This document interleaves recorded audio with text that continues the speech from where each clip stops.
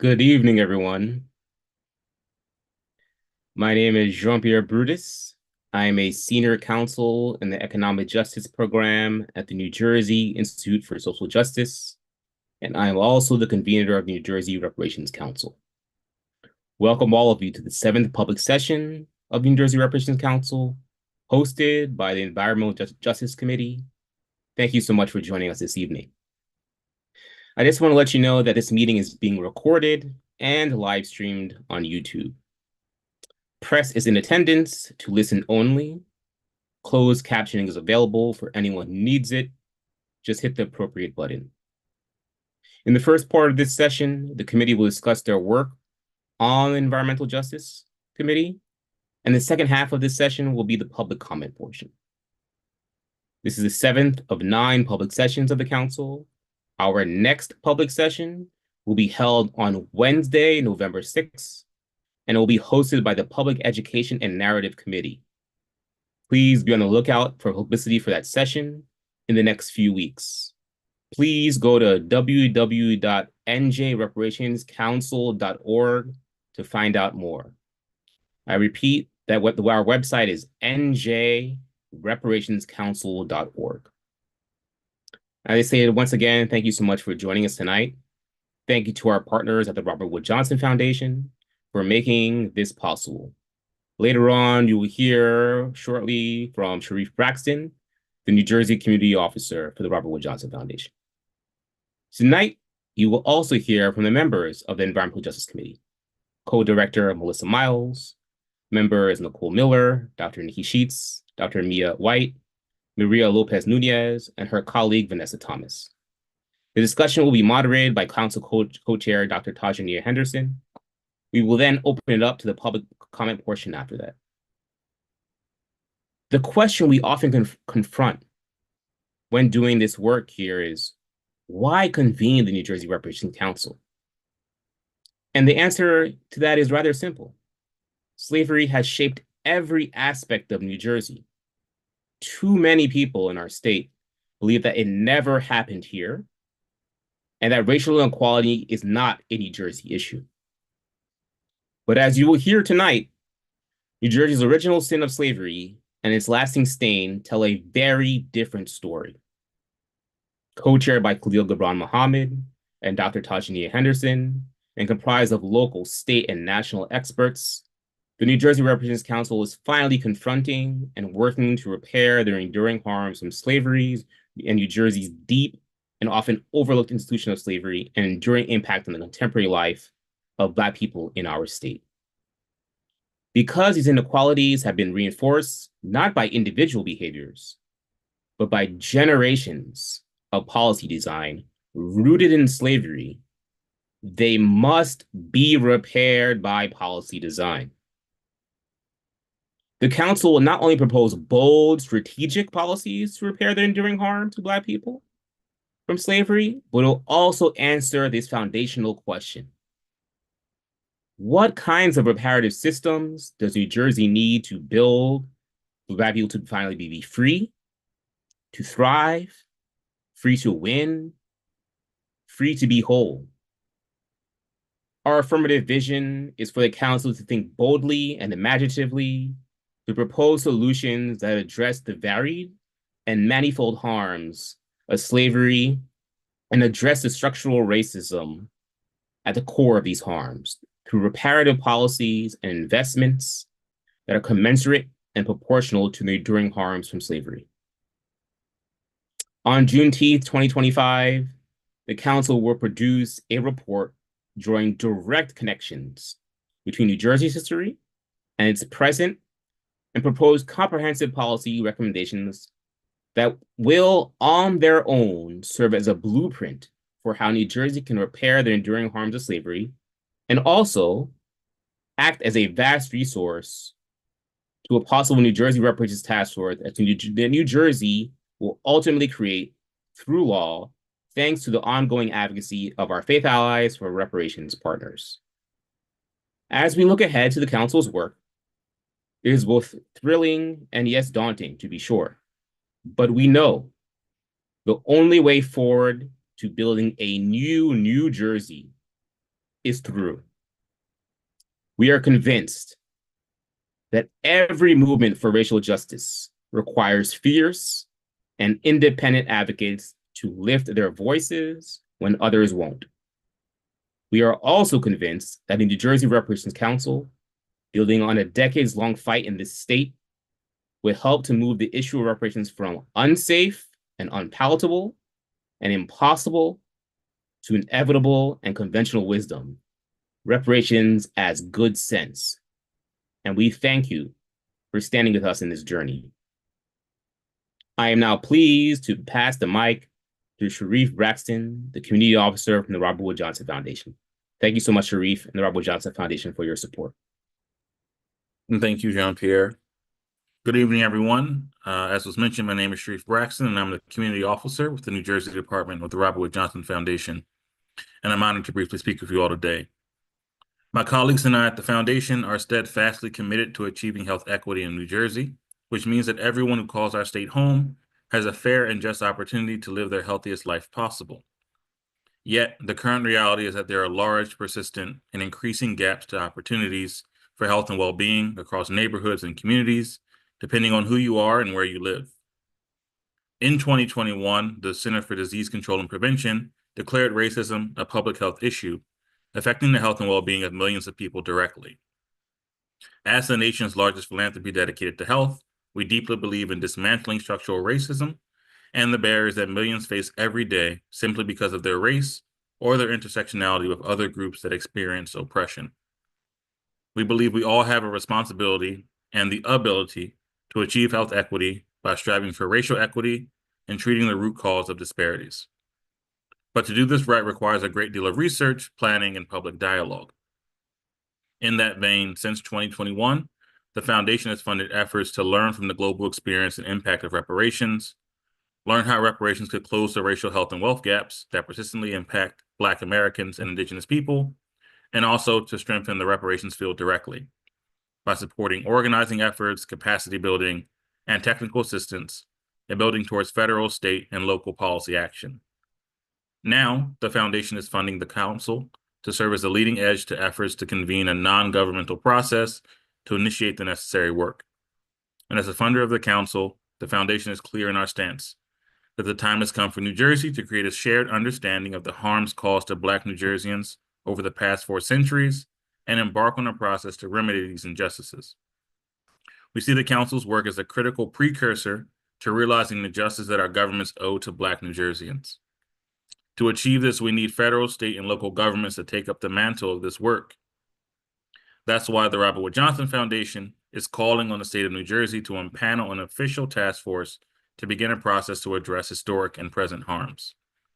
The task force would ideally include a diverse group of people, including community members and affected residents, who have the authority to make recommendations to the legislature, governor, and agencies, such as how to reinvest funds in affected communities. Together, we have an opportunity to set a national example by addressing structural racism in a thoughtful and comprehensive manner. Our commitment to do so is rooted in our dedication to health equity and justice. Bringing history to light can help shape a more accurate narrative of the impact that structural racism has played and continues to play in New Jersey residents' health and well-being, particularly communities of color.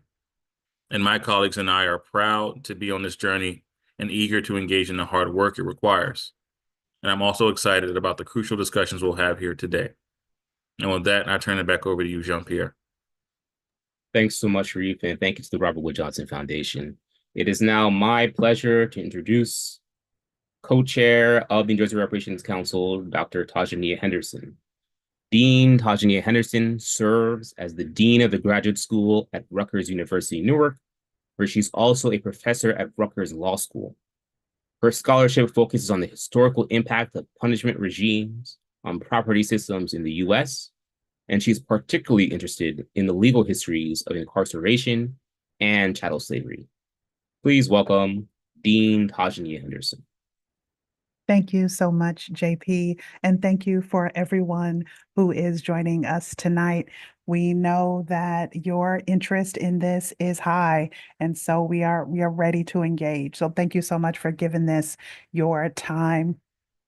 The New Jersey Reparations Council is comprised of 45 subject matter experts who have been engaged for the past 13 months in a, no, 14 months in a extensive research and discovery and engagement process, not only identifying areas of major concern, researching those areas and bringing those areas to our public meetings, but also engaging with other experts around the state and around the country.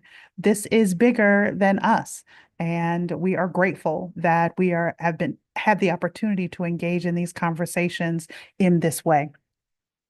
Tonight, you will be hearing from our esteemed Environmental Justice Committee. And allow me to take this moment to introduce our committee members before we start. This committee is tasked specifically with exploring the historical and current harms of environmental racism on Black communities and Black people in New Jersey. This includes toxins, toxin exposure. It includes the ravages of climate change. It includes a lack of green spaces. It includes air quality. It also includes toxic waste and dumping sites. All of this is sort of part of this committee's mandate and part of what you'll hear a little bit more about tonight.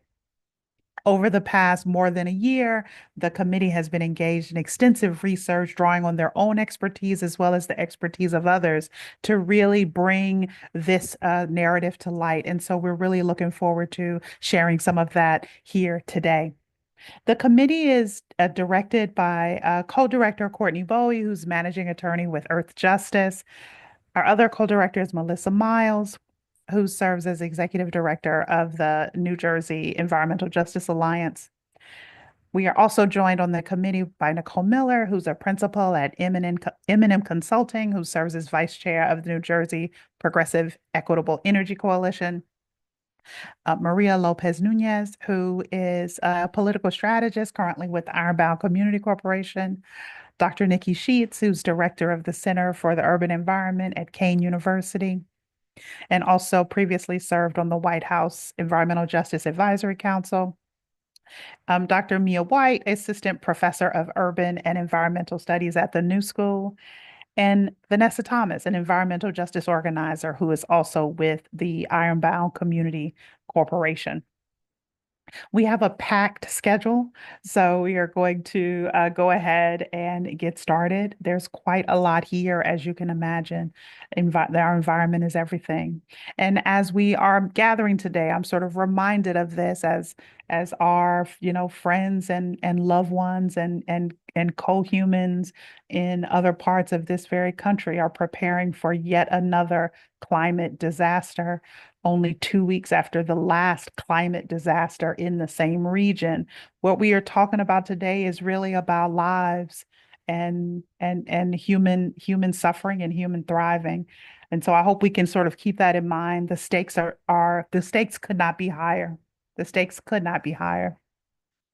Okay, we are beginning with our committee co-director, Melissa Miles, who is going to talk to us a bit about where we are and where we are to go. Thank you, Melissa. Thank you so much, Professor Henderson. And as you said, this is bigger than us. And it's such an honor and pleasure to share this panel with so many individuals and organizations that are doing great work that I truly admire. So I'd just like to start us out with some remembrance. And so on October 7th, today in 1963, state troopers and local deputies beat and shot with cattle prods more than 350 African Americans as they waited in line to register to vote at the county courthouse in Selma, Alabama.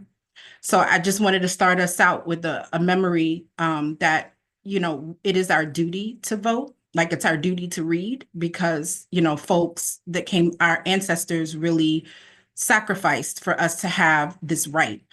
And in that same vein, I'd like to invoke the principle of Sankofa, which I'm sure many of you know is an Akan word, the Akan people of Ghana, a word and a whole idea, right? That in order to move forward, we need to go back. We need to go back and get it, go back and take it. In this case, it could be our history, our knowledge, our culture, our language, our relationship with land and with people. And so I'd like to invoke Sankofa today as we go back in order to travel forward. I'd also like to remember, that we in the EJ movement and the climate justice movement and on this panel, we're part of a tradition of oration and organizing for freedom, in the tradition of Frederick Douglass, Sojourner Truth, the liberatory traditions of folks like Marcus Garvey, Fannie Lou Hamer. And I'd also like to remember our EJ ancestors, folks who died in the service of environmental justice, like Damu Smith, Hazel M. Johnson, Constance Tucker, more recently, Cecil Corbin Mark, and Dr. Wangari Maathai of Kenya. I'd also like us to remember Ella Adu Kissi Deborah, who became the first person in the UK to have air pollution recognized as a factor in her death after a fatal asthma attack in 2013. And that came after 27 trips to the hospital in 3 years. She was a beautiful girl who would have been 20 today. So I say that all so that as we go forth on this panel, we remember that we are in a line, an unbroken line of connections with freedom fighters, not only from the Black liberatory movements, but also from the indigenous movements, also from, farm workers' rights. So there are people across the world in the global South, right here in the United States, who together now make up the modern day EJ and environmental justice and climate justice movement. But we can really trace the EJ movement back to, a specific sort of moment in time. And could you please bring up the first slide?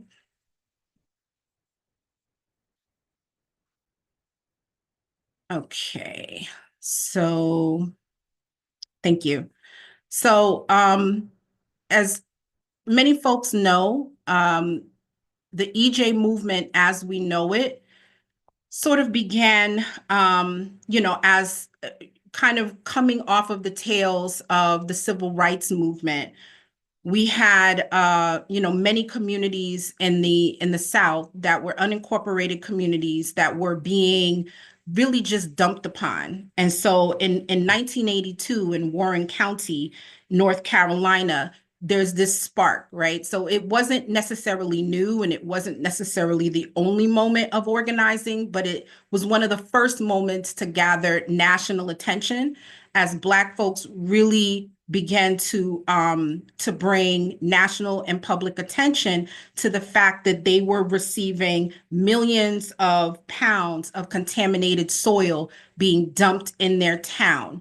And federal agencies would not help them. Environmental groups would not help them. And so they needed to take matters into their own hands. And so you have there's a tradition of organizing for power that really, is sparked in that moment. In 1987, you have the Commission for Racial Justice coming out of the United Church of Christ, publishing the report about race and toxins in the United States that really made clear that there was an uneven distribution of environmental hazards that was tracked primarily to race. And so, as you will see in this panel, other speakers will go deeper into the fact that this was not new, right? This didn't start in the 1980s. But what we saw in the 1980s was the beginning of a specific movement to build power and to hold public agencies, governments accountable for dumping and toxic waste in Black communities, Black, Brown, and Indigenous communities. And so, this is really what here at, NJEJA, we trace our roots in EJ back to this kind of organizing. We also saw not soon after the first National People of Color Conference for Environmental Justice Leadership, where you had, Indigenous folks, Black folks, Latinx folks, really coming together, folks from the Global South to talk about what was happening in their communities. And it became clear that this was happening in many places, and that by coming together, we could build the type of power we needed to sort of stand up to the forces that were polluting our communities. And then, so much of the movement work that we do grows out of that moment. And so environmental justice, as we understand it, is our call and our action. It's the fact that communities are not, and community members do not have to be victims, that we can stand up, that we can organize, that we can activate in service to ourselves and our families and our own communities. So environmental justice is a place of power and empowerment. And that's why you see now it's really like a buzzword throughout the environmental community, because, it is about everyday people building the type of power that makes them able to hold anyone accountable as necessary to change conditions in their communities. Next slide, please.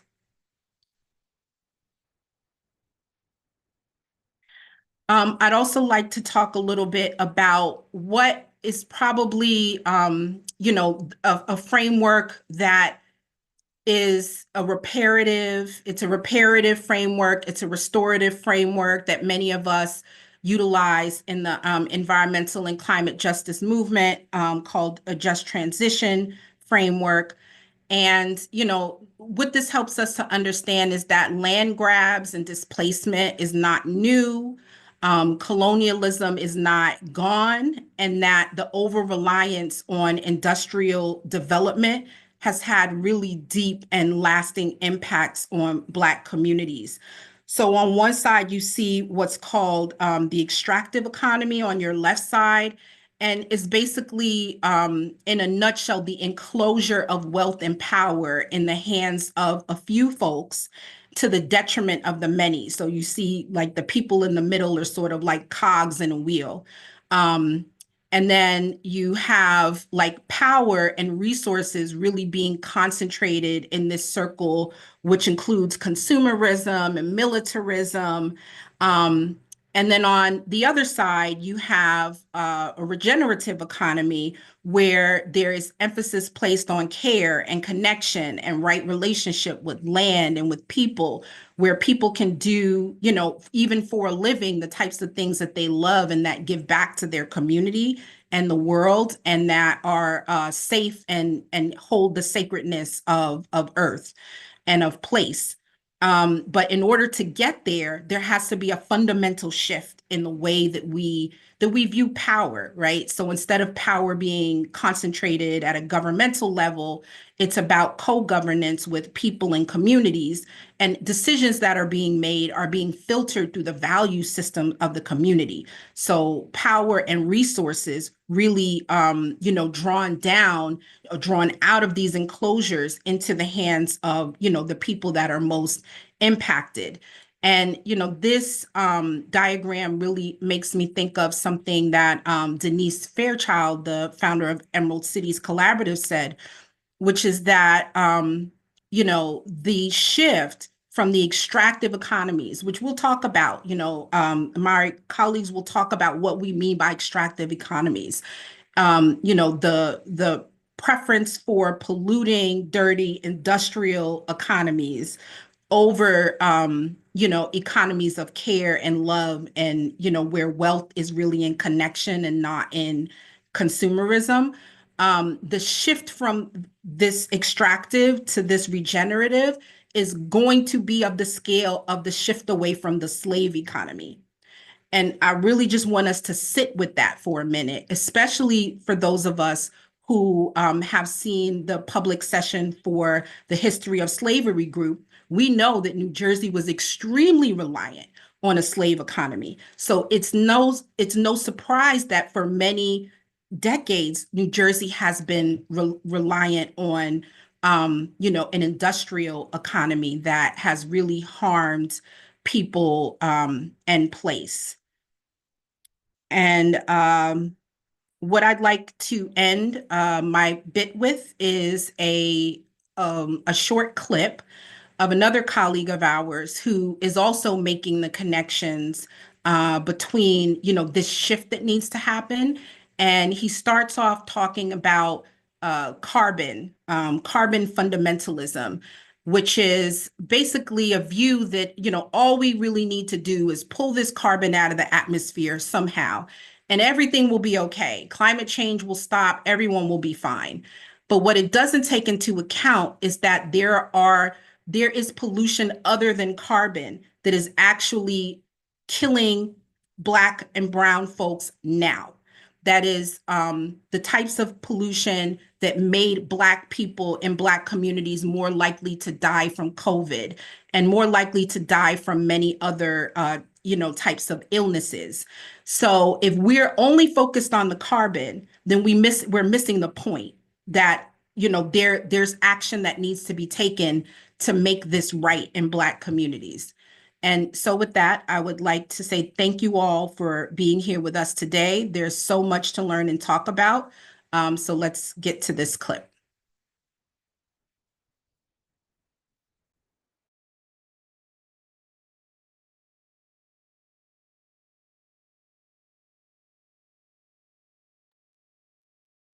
I can't hear the sound on it. Can others hear the sound?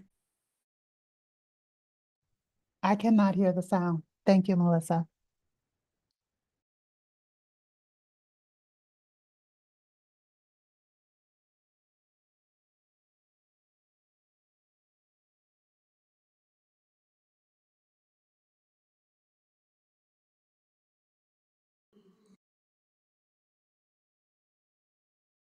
Much deeper problem. The climate crisis, if your discussion is a symptom of a much deeper problem, begins and ends with parts per million of carbon dioxide in the atmosphere, you end up breeding what can be termed carbon fundamentalism, which in turn leads to a fetish for mega-sized techno-fixes, many of which are often imbued with mystical and magical and speculative powers of sudden transformation. If instead your discussion and analytical rigor begins with a structural and historical understanding of extraction and the enclosure of resources, wealth, and power, well, then you hear that there's two videos at once and there's an echo. Roots itself in what is arguably the largest singular act of ecocide committed by a group of humans in our history. A transatlantic slave trade, a massive act of both massive act of theft of both land and labor, which in turn led to the climate crisis, for example, is a symptom of a much deeper problem. If your discussion begins and ends with parts per million of carbon dioxide in the atmosphere, you end up breeding what can be termed carbon fundamentalism, which in turn leads to a fetish for mega-sized techno-fixes, many of which are often imbued with mystical and magical and speculative powers of sudden transformation.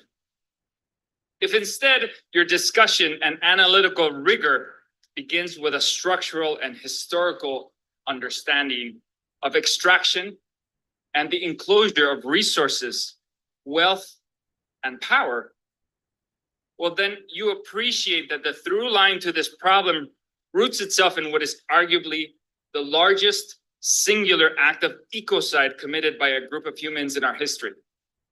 A transatlantic slave trade, a massive act of both massive act of theft of both land and labor, which in turn led to colossal disruption and terraforming of ecosystems on 3 continents at once.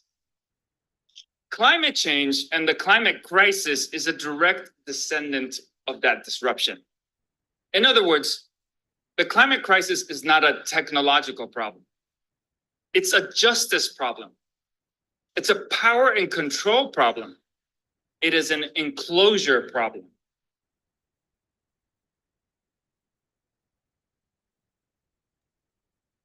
Thank you so much.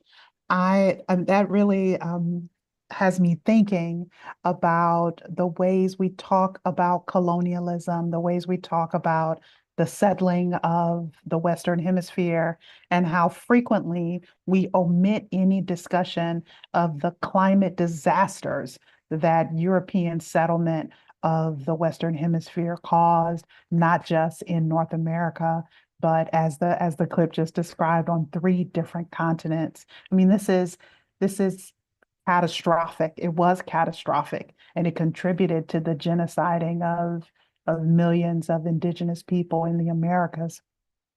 It's important to remember that part of that settler colonialism story. So thank you, Melissa, for teeing that up for us. You know, we have to remember that we are in this together, and there is no decision regarding the environment that impacts only one of us. All of those decisions impact us all. And when we are sort of learning about state actors, state governments, local governments, making decisions like the decisions that Melissa Miles was just describing from that Warren County movement in North Carolina. So this is a decision to put toxic waste in Black communities, not because the toxic waste has to go somewhere, but if it must go anywhere, it will only be considered appropriate for it to be put in communities of color. That's the problem here. It's this sort of belief that Black and Brown and Native communities are disposable and can be an appropriate site for dumping of this type without any recourse, without any real consideration of actual alternatives. So I'm going to shift now to our next committee member, Dr. Mia White. Dr. White, based on what we just saw and heard, can you talk a little bit more about the relationship between chattel slavery and the catastrophic environmental degradation that sort of is the precursor to what we see as environmental racism in the 20th and 21st century? Absolutely. Thank you so much. Thank you to everyone who's joining us, and thank you to the New Jersey Institute for Social Justice, an organization that has really led the way in deepening a public consciousness around the historic harms perpetuated against Black people in the state of New Jersey. And thank you to the Reparation Council committees and our esteemed co-chairs, and to Melissa Miles, our EJ committee co-chair, and each member of our committee for allowing me, someone who works primarily in academia, the opportunity to support the work of frontline EJ activists in our work together in this committee. So my work today is to demonstrate the relationship, as you were just pointing out, between slavery and the creation of EJ communities. I'll do this with some discussion of history and definitional contributions, but this is the headline. Slavery was a white supremacist and capitalist logic predicated on what we call the chattel principle, which was an extractive logic, as Melissa just said, that saw Black people as disposable labor, forced to work land also seen as disposable. When slavery was eventually abolished, the logic of disposability remained, becoming instantiated through early industrialization practices and reconfigured so that Black people and Black places were stigmatized and clustered to carry the weight of disinvestment, abandonment, surveillance, and displacement, leading to the creation of EJ communities.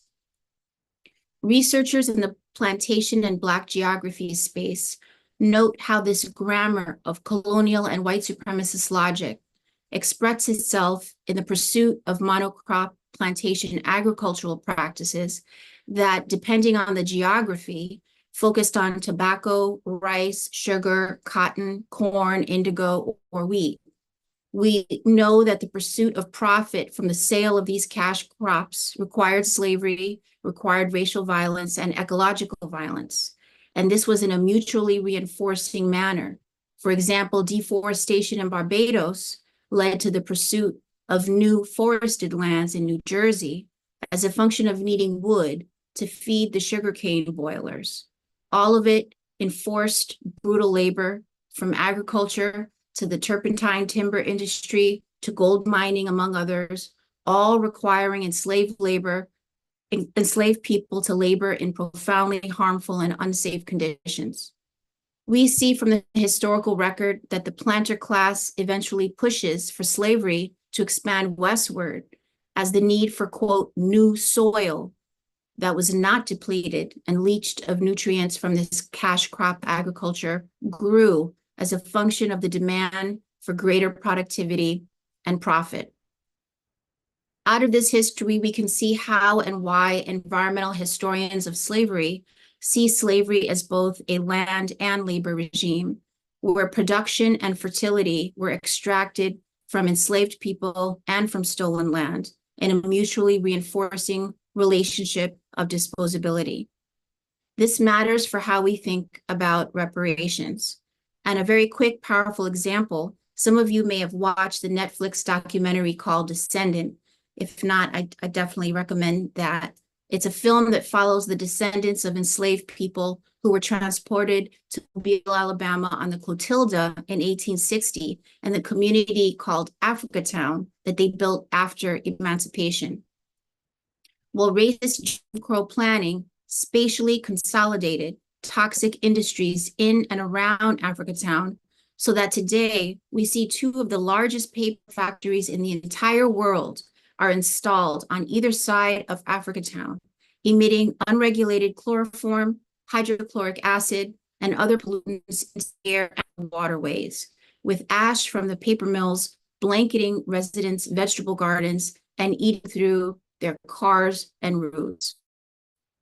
In the context of New Jersey, transitioning now to New Jersey, we know that the earliest known record of slaves in New Jersey dates to 1680, and that slavery was more prevalent in East Jersey versus West, which originally included the present counties of Bergen, Essex, Middlesex, and Monmouth, and whose primary slave importing port was Perth Amboy, probably familiar to many of you, with Cooper's Ferry, which is now Camden, as the principal port of entry for slaves coming in through West Jersey. We know that kidnapping and trafficking of free Black people down south was widespread and common. And we know that slaves in New Jersey worked on small farms. And as was the case in other northern colonies, they were also used in non-agricultural labor. For example, in Charles Reed's ironworks in Burlington County, in copper mining on the Schuler family lands in Bergen County, and of course, in the skilled trades. The area that I happen to teach and research in, called Black Geographies, provides us with important epistemological tools for seeing this history for what it is. Black Geographies asks us to think about spatial relations, how people and places relate across space, and how those relationships set the stage for struggle and resistance. So using that lens and the historic record, we see how Southern states were actually large-scale consumers of the industrial goods produced in the state of New Jersey by enslaved laborers, such that the industrial products and practices of New Jersey industry, the same industries that frontline EJ activists have been organizing around for many decades, actually became tied to the preservation of slavery in the nation. Among these industries and products were rubber, shoes, clothing, glass making, leather, and iron goods, including iron rope, iron refining, and smelting.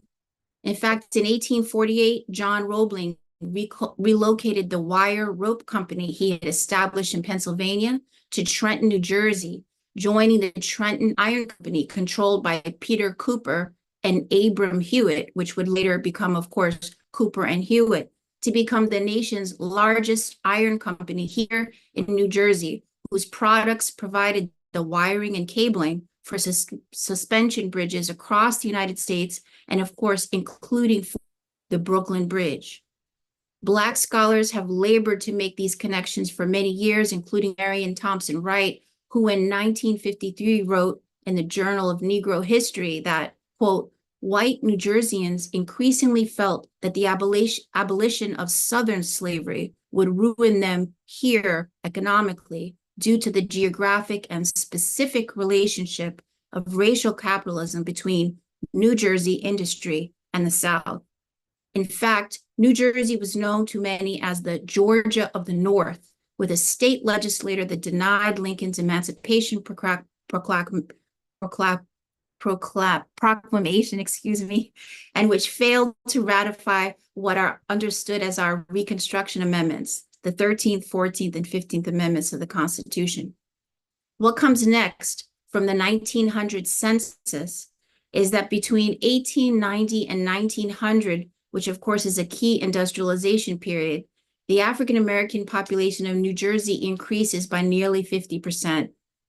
We know from historians of this period that white terror campaigns and racist local governance structures severely limited where Black people could migrate to and live and work, leading to the clustering of Black and brown people to ecologically vulnerable places that were intentionally created with substandard housing, places not desired by the white public, along corridors that racial capitalism had marked with lesser value. Today, these are redlined and often industrially zoned areas that disproportionately host the following: sludge facilities, scrap metal facilities, landfills and medical waste facilities, hazardous waste facilities, major sources of air pollution, recycling centers, transfer stations, and sewage treatment plants. Today, we describe communities like these as overburdened EJ communities, who are impacted by what Harvard historian Walter Johnson called synthesized racial domination, profit, and economic development. And of course, what EJ activists call simply environmental racism. Slavery was the land and labor regime, the literal soil from which this racial capitalism grew. And racial capitalism is defined here as the accumulation of wealth through the monetization of racial and spatial difference. Environmental racism is one register and one expression of these white supremacist histories. There is so much more to say here, and I think we'll get to more of it in the chapter, but since I'm about to be over time, to summarize, the genealogies of land use practice in New Jersey are defined by colonialist and white supremacist logics that were institutionalized through slavery and the plantation system, with geographic connections between New Jersey and the southern states. Southern states were large-scale consumers of the industrial goods produced in New Jersey by enslaved laborers, and include the same emplaced industries that frontline EJ activists have been organizing around for many decades. After slavery, the logic of disposability naturally found its way into 19th century industrialization, given the political and development power structures, such that we see an organizing of so-called nuisance industries and so-called nuisance people into racially and spatially stratified places. Jim Crow planning practices continued the spatialization of this violence in a series of encoded racial development policies supported by the United States government, including but not limited to redlining and zoning, resulting in the creation of EJ communities across the state. As one scholar, Jody Melamed, has put it, this racial capitalism manufactures densely connected social separateness in a hierarchy of value. These white supremacist logics continue to produce land use relationships predicated on the association of Blackness with lesser value, a logic born in the colonial and slave era.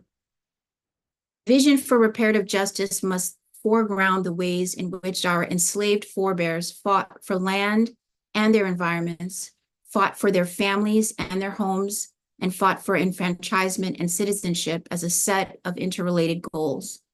This country's failure to support a true and sustained reconstruction period after the fight to abolish slavery has created the context for our conversation today. We need to see slavery as an ongoing problem for democracy. We need equity by design rather than hopeful default.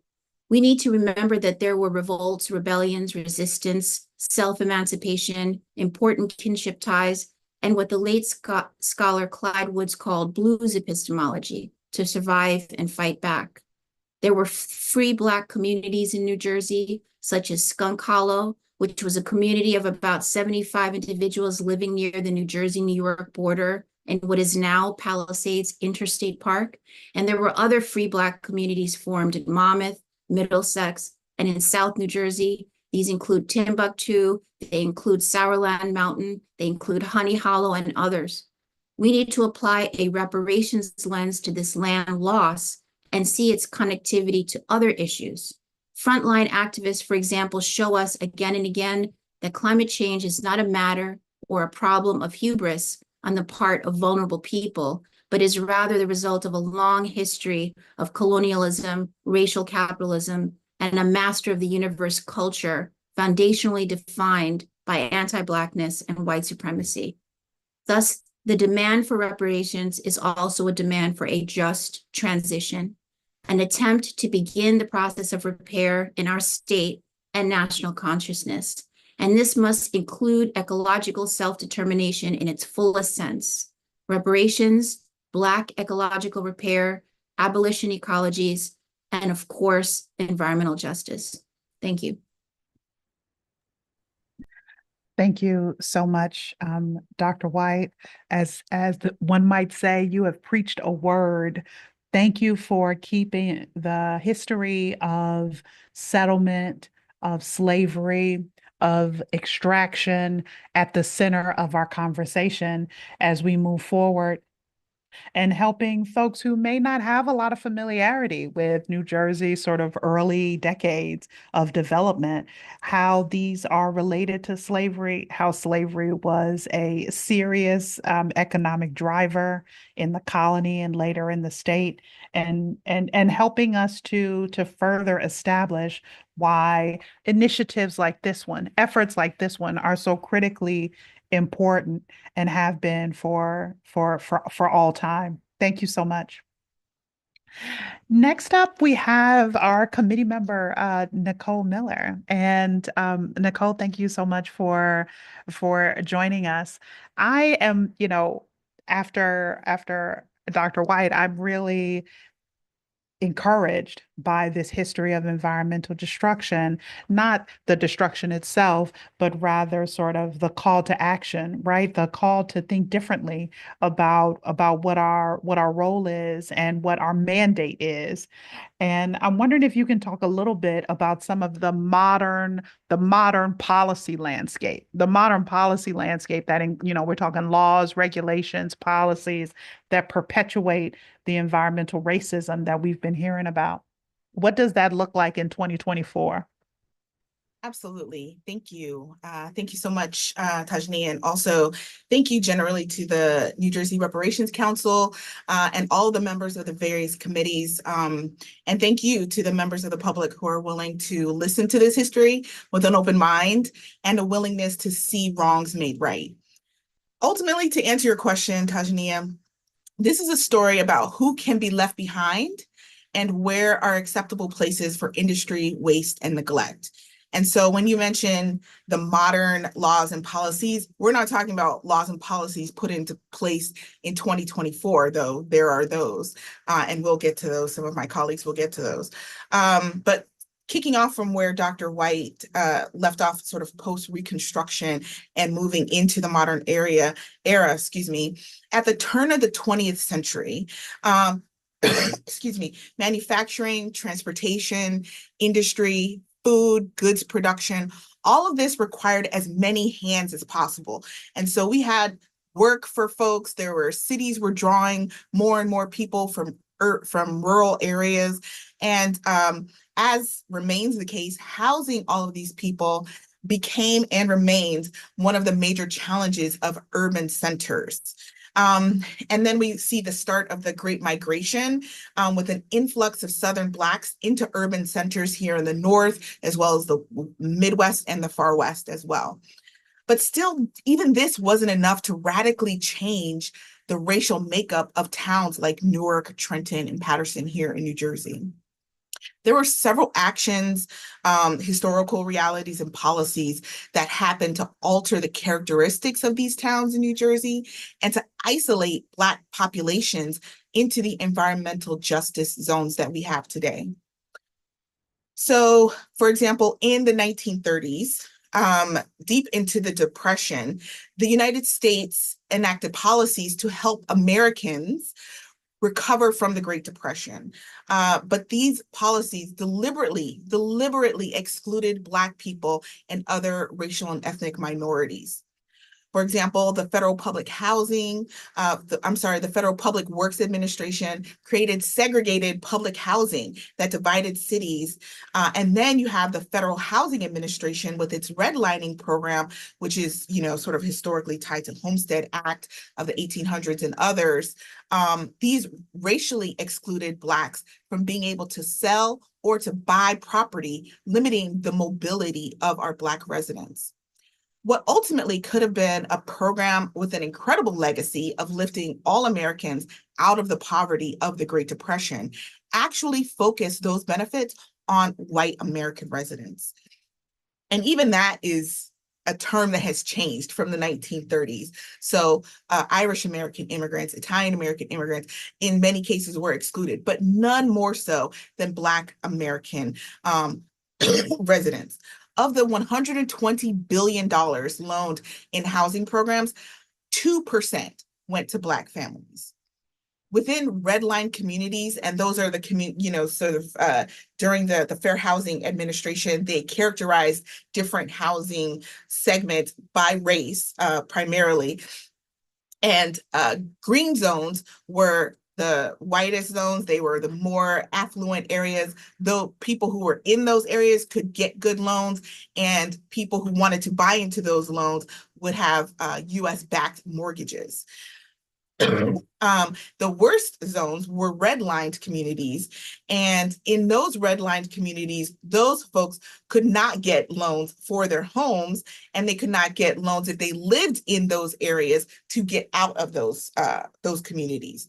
And even within those communities, there were other usurious sort of practices, such as contract buying, where white property owners would continue to own the mortgage of properties while charging Black buyers lease rates and putting the entire burden of home ownership on the lessees without them actually owning the property until the very last payment. And those owners could, even at one missed payment or at any other sort of just made up opportunity, remove that lease and charge a new family even more usurious rates over and above the value of the property itself. And then you have World War II, for example, sparking another drastic change on the urban landscape. Post-war revivals meant that the GI Bill and the expansion of the interstate highway system gave American families more access and more upward mobility, but these efforts also were out of reach. These benefits were out of reach for Black families across New Jersey. And when we're talking about the post-war efforts, we have to recognize that New Jersey has long been the center of innovation, of transport, of industry. Newark has one of the, and remains a major port with vehicle transportation, rail, as well as maritime transportation. Trenton Iron Works and Paterson Locomotive Works produced munitions and transport engines. New Jersey has long been the center of industry, but we saw that our urban landscape changed very drastically in the post-war reality. Excuse me. So development, and this is deliberate. So development of properties such as in River's Edge in Bergen County, for example. These were built deliberately for white people with racial covenants. These racial covenants decreed on their deeds that these properties would be made and held only for people of certain ethnic, who are non-colored, who do not have other ethnic or racial stereotypes or characteristics. And some of these racial covenants remain in deeds even to this day. So we have isolation and segregation, and that is keeping Black people within particular communities. And then you have automation, which is reducing the need for all of those hands that we needed before, leading to work hardships and being unable to achieve economic mobility through housing and other kinds of means. Urban renewal policies also reduced housing options within Black communities. In those segregated public housing complex, they were deemed slums in many times and torn down and replaced with much less housing options, and then also creating additional neglect within those cities so that this work was not able to be continued in a healthy manner for the Black community, the Black residents within these communities. And so what does this sort of historical policy, we've gotten some of this from other committees with regard to redlining and the GI Bill, how does this connect to environmental justice? So as Tajania, as you mentioned, everything is environment, and environment is everything. Where industry, transportation, ports, incineration facilities, waste facilities meet vulnerable residents in redlined urban centers, prisons, and other sacrifice zones, we see the effects of environmental injustice. So people in our environmental justice areas of New Jersey are continually subject to isolation, pollution, and neglect. So for example, lax zoning regulation means that industrialization was allowed, and I say allowed, but really preferred, adjacent to the Black, brown, and low-income communities where they exist today. For example, I mentioned the expansion of the highway, the interstate highway system. So this boom in car culture crisscrossed the urban landscape with highways with the express purpose of connecting whites-only suburbs that were deliberately excluding Black residents with urban centers for work, and then those white workers could go back to their urban centers. A city, for example, like Newark, where I live, is surrounded by the second largest port in the United States, a major international airport, Interstate I-95, and high-volume county roads, including the New Jersey, high-volume state roads, including the New Jersey Turnpike, Highway 280, Route 22, Highway 109, Highway 78, and more. Excuse me. With the policies mentioned before, Black residents were locked into mortgages in redlined areas, or because of redlining, locked out of mobility. Despite the fact that overt discrimination was abolished in the Fair Housing Act of 1968, redlining maps have continued to be used by banks as recently as 2015 to avoid high minority areas. We also have continuing policy discrimination in credit score usage. Obviously, and just recently we've had housing appraisal discrimination laws have had to be enacted. The discrimination that is tied to housing, that is tied to mobility, keeps Black families locked into these areas that are also zoned for industrial waste facilities, that are also zoned for high traffic and distribution networks, that are also areas that have high toxicity as a legacy, as pollution legacy. Another component,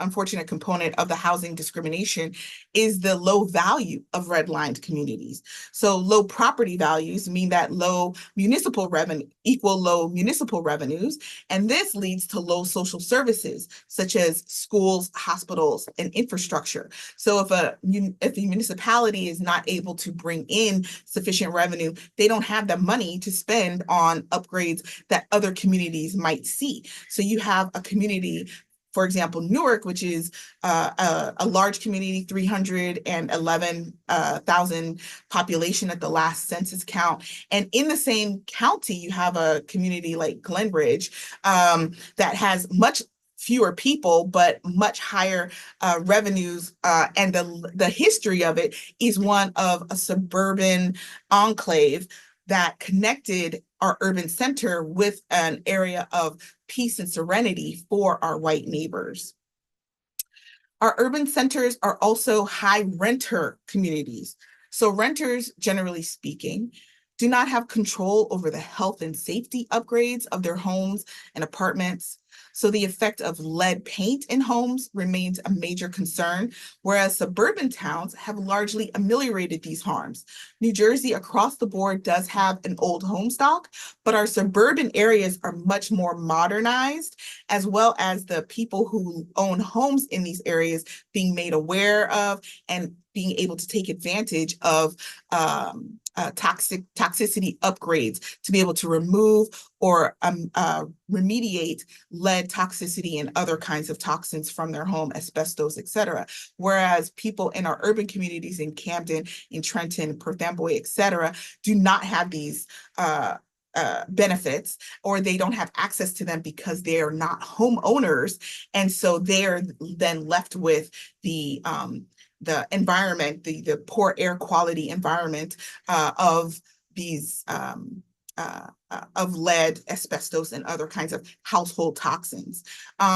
Another example is the coming clean energy transition. And so with a clean energy transition, we have talked long, and you'll hear more from Dr. Sheets about air quality. Indoor air quality is very much tied to gas infrastructure, gas line infrastructure. As people are being made more aware of this, we have people, families in New Jersey who are able to put in the upfront costs to change out their homes. They have that wherewithal, whether they have the money or not, they have the option. But people who are in high renter communities do not have the option to be able to change out their gas infrastructure and improve the indoor air quality that they have. They might live in a high industry area, for example, in Trenton, and have air quality concerns that their neighbors just a few blocks in some cases and miles away in Trenton or in Princeton, for example, may not necessarily have to be able to dig or to plant into the soil, whereas in just a few miles away, another community might be able to dig or plant in the soil without the same toxic concerns. So the legacy of industrial toxicity means that the very air, water, and soil are harmful to Black people.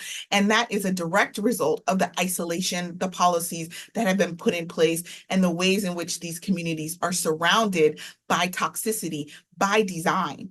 The reality of sacrifice zones is not accidental. It is a direct result of the deliberate policies and practices that leads us to the lived experience of people in urban communities in New Jersey today. This is fantastic. Thank you so much, Nicole. And it really is, I think, a good reminder that people didn't just choose to live in some of these neighborhoods or some of these communities. This is not entirely a matter of personal choice. Some of these residential segregation patterns, much of these residential segregation patterns are driven by governmental policy. So we're not just talking about personal preferences. We're talking about the steps that the state takes or the steps that the city or the county takes to limit where people can live. And that includes everything from requiring a certain amount of acreage for every home, requiring single family homes only. All of this is part of the same story. So thank you so much for sharing so much of that with us. Next, we are going to hear from our colleague Maria Lopez Nunez. And Maria, I'm hoping that you can talk a little bit about pollution load and specifically some of that disproportionate pollution load that Nicole was just talking about. Sort of what does that look like in places like Newark, in places like Camden, other EJ communities? What can we learn here and what do we need to pay closer attention to? Yes, absolutely. So, thank you all for having me. And it's been an honor to be part of this committee because it's a long time for us to address in reparations in environmental justice. And that's because when you walk around the city like Newark, it's just walking around, you can feel that the air tastes different. It doesn't just smell different, it tastes different. And that's because in Newark, we're home to a fat rendering plant. For those of you at home that don't know what a fat rendering plant is, that's where they boil animal carcasses until the fat separates from the bone. And now I would love to say that I have no idea what roadkill being boiled smells like. But unfortunately, if you're walking around Newark on a hot summer day, you can smell that stench. You can smell the stench not just from the fat rendering plant, but then you can smell the stench that's coming off, the Passaic Valley Sewage Treatment Commission treatment facility. That's a facility that has many, many rolls of Olympic-sized swimming pool sized, right? Of pools of human feces that's just being churned in the air. It's open air swimming pools full of human waste. The reason that that's there is because, in a place like Newark that's home to Black and brown folks, it's a place that politicians and leaders of industry have decided the folks here don't matter. It doesn't matter that a child playing outside on a hot summer day has to endure that toxic, not just the toxicity happening in their body, but psychologically what it means like that you're playing outside and it smells like human waste. It smells like trash. It smells like burning chemicals. So when we're talking about, the pollution load on our bodies in a city like Newark, it's not just, feces, even though I do want to say, these things might sound like, oh, they were put here a long time ago and the city's recovering. Just a few years ago, we had to fight, the whole city came together to fight a sludge processing plant. And when you read the news articles of how these business executives that are not from they're not even from our state, right? They're out of state business executives from a corporation that was comfortable being quoted in the newspaper as saying that they came to Newark because they followed the feces. Again, like it's not just the pollution load, it's the psychology of what it means to live in a place where everyone else wants to dump. The Sewage Treatment Commission, it doesn't just take the waste of Newarkers, right? Like we're actually a small percentage of the waste that goes through that facility. That facility serves over 30 municipalities.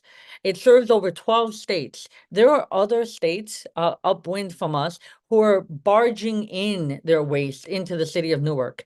Now, is the city of Newark seeing the money and the resources that come with that pollution burden? Absolutely not. We're paying the physical price, the health price, the public health pressures, and what it means to look into the sky and look around and see that there are multiple smokestacks in our neighborhoods, right? In Newark, we're home to 3 power plants. Right now, the state of New Jersey is comfortable putting a 4th power plant in our neighborhood. And it's not just about pollution. I think that there's like an interesting interweaving, right, between pollution and politics here. Because we have, I'm really proud to be from a city that has Black and brown politicians. Every single one of them has said that they do not want this power plant to come into our city. And yet the state proceeds, right? It's like the demoralizing impact that has to know that your elected officials are standing with you, and yet their political power is only going so far to protect us from the powers of industry and the powers of other people who, quite frankly, would never have this in their backyard. If you were in Montclair, New Jersey, right? Montclair is the suburb right outside of us. You would see that there's big grass, everyone has long, big lawns and huge old growth trees. But if you walk around the city of Newark, especially if you're downtown, there's no trees. If you're walking by the Prudential Center, it's a hard walk, and not just because there's not enough sidewalk space, but because there are no trees to cover you. So you're just surrounded by cement. Our city is one of the cities that has the most concrete cover, right? That we call that impervious surface. That means that when the water falls, it has nowhere to go. It's not being absorbed by ground. It's not being used to feed the trees. It's just sliding off the concrete. And that means that in our city, when it rains for 10 minutes, our sewer starts backing up into the street. So if you think about kids in the East Ward, in the South Ward, sometimes in the Central Ward, when it rains that hard, the sewer comes out into the street. So you hear kids saying, you hear people saying that they let their kids play in that water. It might be a fun part of summer, but that water is contaminated with toxic sewage, right? That is, instead of going to the sewage treatment plant, because we have such old pipes, it's backing up into our streets. People have talked about catching fish in their neighborhoods during the summer because of how bad we flood. The fish that are coming from our river, they're contaminated by what is the longest Superfund site in the country. It's a 17-mile long Superfund. Superfund, for those of you that don't know, it's the highest level of toxicity in the US government. When they think about how contaminated is a place, Superfund means that the polluter has to pay. And that's because it's done so bad. That's because during the Vietnam War in our city, we were the largest producers of Agent Orange, which was a toxic pesticide that was sprayed in Vietnam that made the leaves fall off the trees. You can imagine that when you try to poison other people, you poison yourselves. And unfortunately, the industry and their lack of care for our city, they were pushing the toxic byproducts right into our river. That made it so that if someone fishes from the river and eats that fish, or we have blue crabs in our, there should be crabs. People should be able to go crabbing in our river. But if you eat those crabs, because of the impacts of biomagnification, that means that you're more prone to get cancer. So again, just recapping here, it's the air we breathe. It's the food we have the access to, right? Obviously we don't have access to fresh and healthy food. There's limited places to plant. And throughout our city, we see people trying to, plant and take growing food into their own hands. But unfortunately, because of the city's toxic legacy and the way that no one was held accountable for cleaning things up, a lot of the land that people might farm on are contaminated. So even at Ironbound, we have a farm, but we have to have everything on raised beds because underneath everything is capped off and it's contaminated. So if people were growing food, they would be hurting themselves. Our water has been contaminated, right? When we think about the reservoir and what happened there, the fact that we have old lead pipes, that creates a huge problem in our city, even though, of course, our city has, where there is struggle, there is progress. And our city did try to fix those pipes before anyone around the country was doing that in a proactive sort of way. So the legacy in our city can be seen anywhere you are. You look around, Newark, the whole city is an environmental justice neighborhood, right? And that's because when there was white flight, Newark was completely being held back. So I hope people really understand what it's like to walk around in environmental justice. Newark is not unique, unfortunately. The story is repeated in Camden, in Trenton, in Patterson. All these cities that were once industrial centers have been left with their toxicity, and the residents that live there have been deemed disposable. Thank you so much, Maria, and I'm sorry for taking the spotlight off you. I was doing research while you were talking. So just to share with our guests, when we're talking about impervious surface, we're talking about pavement, right? Pavement. Pavement does not drain. Pavement does not drain. That means if you get the heavy rain from a hurricane remnant or a tropical storm remnant, that is more likely to flood residential areas where the water has nowhere to go. The city of Newark has 63.2% of all land is impervious surface. 63%. And while Maria was talking, I was getting a comparison for you. The town of Montclair has 31%. So there's more than twice as much of Newark is covered in impervious surface than is in Montclair. This is the fight. The fight is to sort of render this unacceptable for us going forward. What does it look like with major storms, 100-year storms coming every year, every 5 years? What will the city of Newark, for example, be able to do? The truth is, if Newark floods, Montclair is in trouble. So what are we doing? Are we only thinking about the boundaries of our little cityscapes, our little town boundaries, or are we thinking more broadly about what justice might mean in this context? So thank you so much for reminding us of what's at stake here. Next up, we are going to hear from Dr. Nikki Sheets.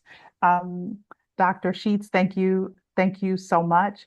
We have been hearing a lot about problems and challenges, everything from chattel slavery to air pollution and impervious surfaces, and how these harm Black and Brown communities in the state.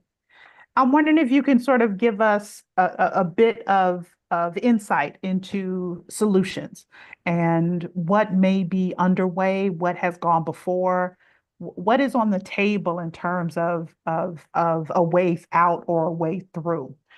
Talk to us, give us something that we can sort of have a little hope in what might be possible and what's already happening to alleviate and to prevent future harm. Certainly. Thanks for posing the question. There's always hope. So let me start out by drilling down a little bit more on what Maria was talking about. And let me drill down on that and then connect it to the policy that you asked me about and also connect it to reparations. So Maria was talking about all the pollution that she encounters every day in Newark. And at one point, she used the term disproportionate pollution load. And that's a fancy way, we use that term all the time as a fancy way of saying there's more pollution. There's generally more pollution in environmental justice communities than other communities. And when we say environmental justice communities, I think people understand. Let me say it explicitly. We're talking about Black communities, other communities of color, and communities with low income.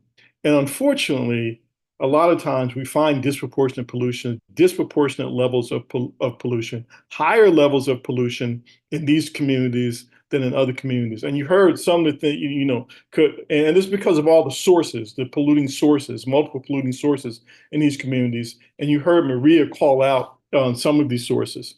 And communities that have come to us in the EJ community in New Jersey, ask for help and complaining about these sources, power plants and incinerators, and sewage plants and licorice plants and concrete plants and scrap yards, and of course traffic. All of these things, communities have come to us and said, look, we need to do something. We need to do something about this. And when you add the higher levels of pollution in our communities to the social problems that many of our communities have, because again, we're talking about communities, of color communities, and we're talking about poor communities, and we know the social problems that attach to these communities. We know a lot of people in the communities don't have health care, right? We know the insidious racism that these communities face. And Maria talked about lack of fresh, affordable food. And when you put all of these things together, the pollution and the social problems, well, we're behind the 8 ball. And there's another fancy term for this. It's called cumulative impacts. And you can think about cumulative impacts as a total amount of pollution in a neighborhood. And the problems, the health problems that these pollutants cause, both individually, the separate, the individual pollutants, and when they interact with each other, right? All these pollutants, like a super pollution, when they interact with each other, it can make things even worse. And then they interact with the social problems, with the racism, right? With the lack of health care. And you really have a problem. And cumulative impacts has been, I often say, it's been the holy grail of the EJ community to address cumulative impacts. And as others have said, Nicole, Mia, really all of us, this is connected to government also. And you've heard the ways it's connected to government. Another way is that these polluting sources need to have pollution permits. And where do they get the pollution permits from? They get it from government. So government is enabling or at least allowing these high levels of pollution, these high levels of cumulative impacts. And why are we worried about this? Well, let's just say it explicitly. We're worried about the high levels of pollution in environmental justice communities because the high levels of pollution are connected to disparities in health that exist in our country that are rooted in race and income. We all know that Black folks in our country live shorter lives and have higher disease rates, as do other people of color. And the high levels of pollution in these communities is not the only reason this happens, but it is one of the reasons this happens. It's one of the reasons for our shorter lifespans and our higher disease rates. So look, this is literally reducing the amount of pollution in these neighborhoods is literally a matter of life and death. So when we see this as environmental justice folks, we immediately go to, as you teed up for me, we immediately say, what can we do? What are the laws, policies, and regulations to address this issue? Okay, some hope. One hope is a law that New Jersey adopted in 2020. It's called, generally called New Jersey Environmental Justice Law. We say EJ a lot, right, for environmental justice. New Jersey EJ law. I call it New Jersey EJ and Cumulative Impacts Law because it specifically incorporates the idea of cumulative impacts and tries to address elevated levels of pollution through that concept. And it's the only law in the nation at the time that it was adopted, and another law has been adopted by New York since that really copied the New Jersey law. But it was the only law in the nation at the time it was adopted in 2020 that said that under certain circumstances, applications for pollution permits, right, that the polluters have to get in order to pollute, at least large polluters, that under certain circumstances, applications for pollution permits shall be denied based on environmental justice and cumulative impacts.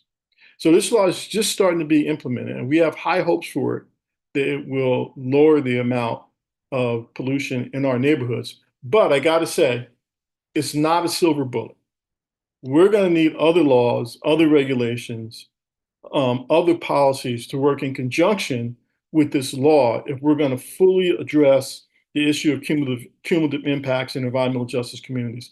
We've come to say that we're going to need cumulative policies to address cumulative impacts.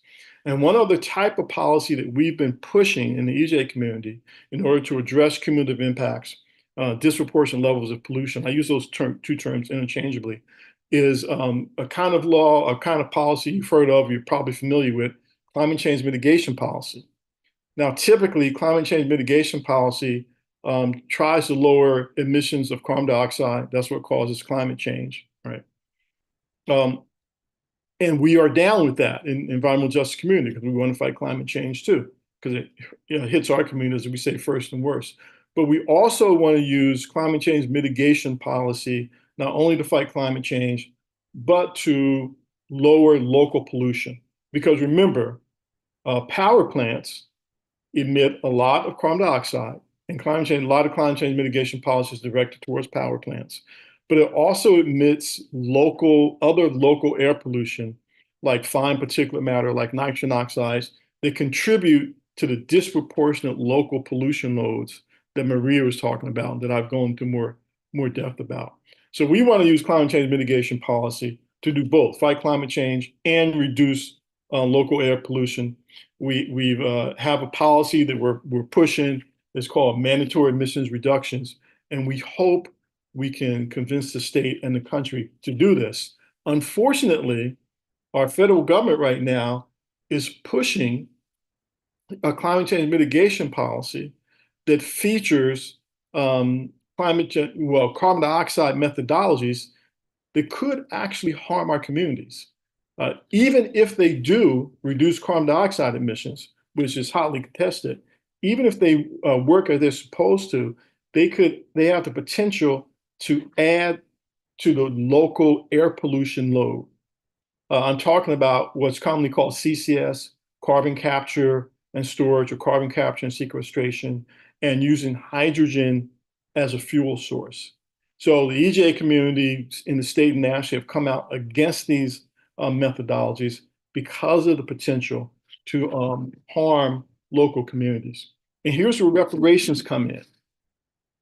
One thing that should be included in reparations are these policies, the beneficial policies, like the New Jersey EJ law, like mandatory emissions reductions, that can be used to lower the amount of local pollution in Black, Brown, in communities of color, and in low-income communities. If we include this type of policy as part of reparations, then a reparations policy will be saving lives in communities, in Black communities in New Jersey today, as soon as it's rolled out. Thank you. Thank you so much, Dr. Sheets, and for keeping us sort of looking ahead at what might be possible and what might not be possible, what may still face a lot of resistance and barriers, and we appreciate that transparency here on what may not even be workable or feasible. Next up, we have our committee member, Vanessa Thomas. And Vanessa, I'm wondering if you can talk a little bit about sort of, how we dream forward in a world where our very air is being polluted, where our children can't play in our dirt, and where we can't grow foods except on raised beds because it's not safe to grow in our soil. What's next for us, and what can folks who are here, who are joining us today, what can they sort of think about in their own little corners of the state for ways to move forward and ways to advocate around some of these issues? Yeah, thanks, Professor Henderson, for your question, and thanks for in the environmental justice space. I'm really honored to be here with incredible EJ leaders in the state. Share some of what our committee has. Vanessa, can you hear me? I can. There's something with your audio. You're a little garbled on my end. I just want to make sure folks can hear you okay before you start. Now I don't. Yes, that's better. I don't know what you did, but it helped. Okay, hopefully everybody can hear me all right then. Yes. Oh, that's 100% better. Thank you so much. Okay, wonderful. I have been having audio issues recently. Glad we got that covered. But thank you, Professor Henderson, for your question. I'm really honored to be here, have the opportunity to speak today, and just share some of the solutions that our committee towards, and some of the solutions that we've been thinking of. Some of those solutions that are a vision for what reparations really means, and like you said, Professor Henderson, what's possible for each community beyond. As we've heard, from community members, circumstances under which EJ communities have become the sacrifice zones that they are were really a set of purposeful policies, behaviors, and systems, and Black communities have been purposely sacrificed for decades for, quote unquote, the greater good of whiter, more affluent communities. And it's EJ communities that have, borne the brunt of pollution, of dangerous and harmful facilities. They have disproportionately harmed by and redlining, but they've also, have been completely erased from spaces where solutions are crafted. So what this really means is that visionary reparations for environmental justice communities looks like ending sacrifice zones. It looks like repairing historic harm done by slavery, redlining, racist land planning, cumulative impact from pollution. It's going to require building a world apart from environmental racism. And importantly, it means reclaiming power for Black communities to implement, their own community-driven solutions. So like community ownership, land revitalization, and holistic healing of both the body and the land are all, guiding principles that visionary environmental justice reparations are grounded in. And it's these exact principles that will help ensure that EJ communities have radical transformation that we need, and importantly, that we've been, historically deprived from. And of course, I wish I could, but I can't see, but critical solutions is quite simply shutting down the toxic facilities that have contributed to diminished air quality, pollution, and negative health outcomes in EJ communities, and replacing them with community determined alternatives. The flooding of Black communities with pollution has to stop before we can start the process of building anew. So facilities like power plants, incinerators, and hazardous waste facilities have operated literally, as my colleagues have already mentioned, at the cost of Black communities' health and well-being. And as we've heard, they were placed there, where they are purposefully because of structural racism. So not only do these facilities need to be shut down and phased out, but during the process and afterwards, they really need to be held accountable and subject to things like fines, penalties, and payments. And because of their role in government, local, state, and federal governments also have to be held accountable to this process. These facilities have had a blind eye turned towards them because of racial capitalism, because Black communities are seen as disposable, and they've gotten away with doing, business as usual for hundreds of years. So EJ reparations really looks like creating a pathway for those exact facilities to bear the cost of their pollution. In other words, it's time for the polluters to pay. Another immediate solution is, the building out of community-owned and operated renewable energy infrastructure like wind and solar to replace fossil fuels. Black communities are affected the first and worst by the climate crisis, which is fueled by our current fossil fuel-based energy system. Black communities have borne the brunt of energy production, and it's time to have ownership over any and all renewable energy facilities that replace fossil fuels. Black communities owning their own renewable energy systems means building wealth in Black communities. It means lower and eventually no cost for electricity and endless opportunities in the green workforce. And Black communities would receive training and education to be well prepared for good paying, clean careers like technicians, programmers, and installers. So reparations also looks like our Black youth having awareness of these opportunities in renewable and take advantage of them. When talking about the building of renewable energy, I think it's also really critical to ensure that Black communities receive all of the benefits of cleaner energy production. We know that redlining has contributed significantly, Nicole had already mentioned, to many Black families living in older housing, attending schools or places of worship with infrastructure deficiencies like insufficient insulation, drafty windows, old roofs. Black households pay upwards of 45% higher amounts in their energy costs than white households because of these kinds of complicated, which means the responsibility is on the landlords who, rarely have an incentive to do so to ensure that their buildings are energy safe. And that's why retrofitting and weatherizing in EJ communities really goes hand in hand with building up renewable energy.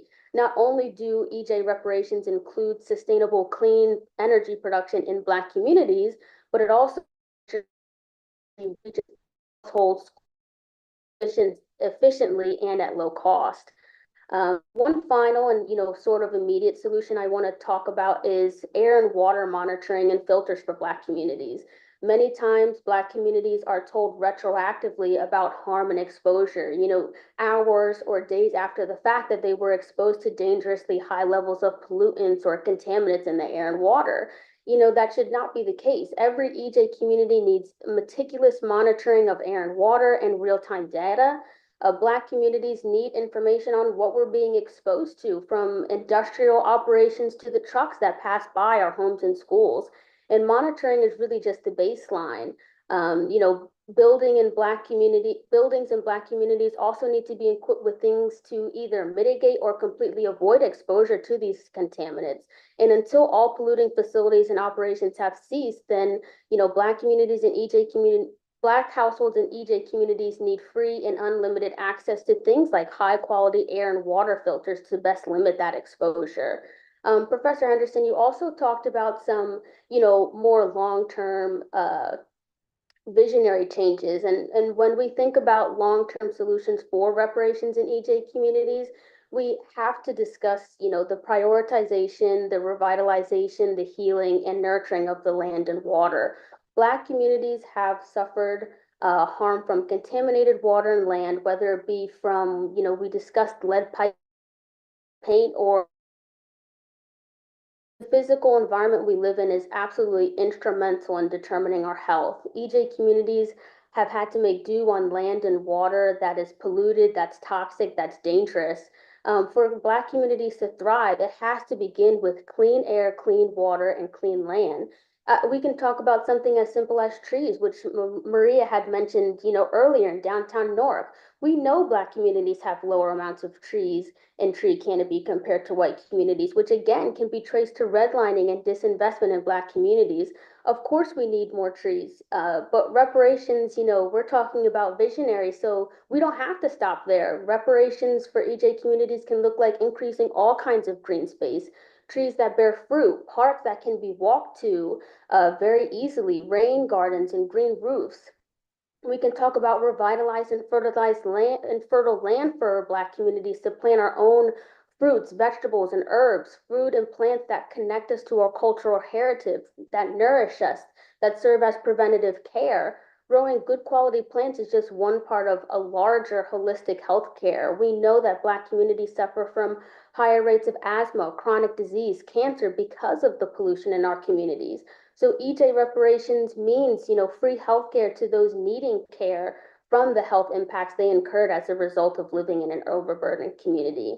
I want to talk just very briefly about one last long-term solution, and that's the shift in the form of governance we operate under from the current structure to a community-led structure that enables communities to not only speak for themselves, but make decisions that work for them. The power has to be placed in the hands of communities to ensure that the past doesn't repeat itself, and so that EJ communities can eventually not just focus on, repairing the harm that's been done, but so they can, really focus on implementing that just transition framework that Melissa opened up this conversation with, a just transition framework that consists of regeneration, that consists of holistic well-being and self-determination. And closing out, of course, like I said at the very beginning, I just want to emphasize that these are just the beginning processes for what it would look like for EJ communities to achieve liberation from environmental racism and for reparations to radically transform and heal EJ communities. So thank you. Thanks again, everybody, for tuning in, and I'm definitely looking forward to hearing some of the public comments afterwards. Thank you so much, Vanessa. That's really powerful.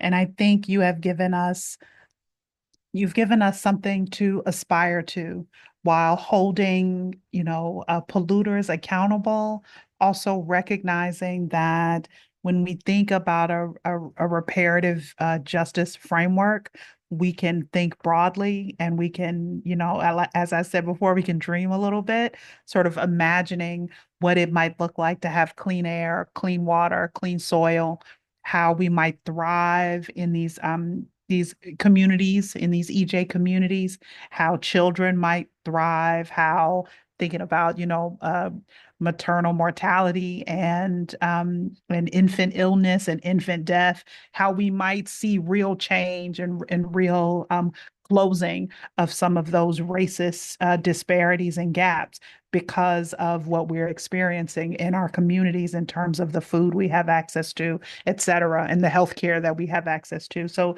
I really want to thank you for leaving us with that. I am turning it over to our colleagues. I think that we have some. Hello, Jean-Pierre. I think we have some comments from the public. Thanks so much, Tajania. And I just want to say, thank you so much to the Environmental Justice Committee for such a riveting and illuminating discussion. And then also thank you so much to Dean Henderson for a masterclass once again in moderation. That was absolutely fantastic. And I appreciate you all expanding your understanding of the relationship between environmental justice and reparations and racism in New Jersey, and the need for reparations in this area. So thank you so much. It is now time for our public comment portion. I know the committee looks forward to your comments and having your thoughts inform their work going forward. Thank you for those of you who have previously submitted comments via our website. We appreciate it. And feel free to continue to contact us via our website at njreparationscouncil.org. This now is your time to express your views. But there are a few rules for the public comment portion. As pointed out in the flyer and in the Zoom registration link, only those who previously registered will be allowed to speak. You will be limited to 3 minutes. There will be a timer on the upper right of the screen. I will give a 15-second warning, and we'll give you a 10-second grace period on the other side of the 3 minutes. We will mute if you continue past that grace period, no exceptions. If you're unable to get your point across in the time allotted, you can, as we said before, go to the website and you'll express yourself in unlimited ways, video or audio, if you would like more time to give extended commentary. Finally, one last important disclaimer. We do not allow hate speech, personal attacks, or threats of any kind. They will not be tolerated, and you will be promptly removed from this meeting if that does occur. I will now pass it on to the committee co-director, Melissa Miles, who will call on folks who had signed up to speak. So thank you, everyone, and I'll pass it over to Melissa. Thank you, Jean-Pierre, and thank you, Professor Henderson, and to the committee members. Definitely riveting. So as Jean-Pierre mentioned, we'll be able to take questions from folks that are previously registered. And just checking the chat to see if we have anything coming up.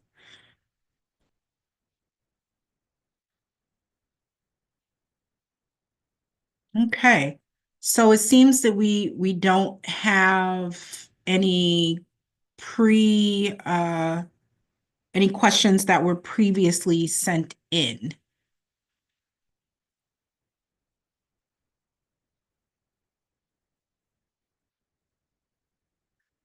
So Jean-Pierre, I'll defer to you as to how we proceed if we don't have questions that were previously asked.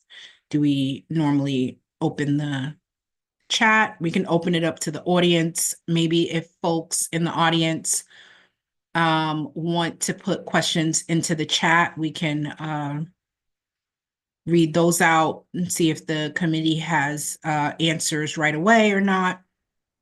Yeah, so what we could do is, since the folks who previously registered to speak are not here, what we could do is we can open it up to the folks who are here. And if folks would like to provide public comment, but have not previously registered, but listening into the conversation sparked something in you, please use the raise your hand button, and we will go in the order of the folks who have raised their hands, and we will go by the predetermined rules. Once again, we'll give you 3 minutes to speak. So now is the time. If you had not previously registered, but you would like to say something, you can use the raise your hand function.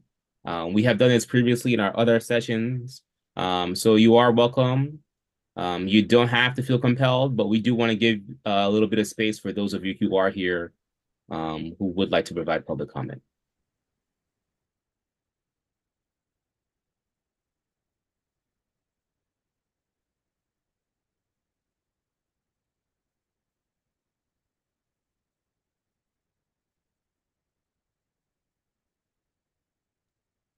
Yes, okay. I think, is it Leela? I hope I'm pronouncing that correctly, and then we'll have Eileen. So we'll have Leela first and then Eileen, and we'll put the 3 minutes up for you, Leela. Okay, thanks so much.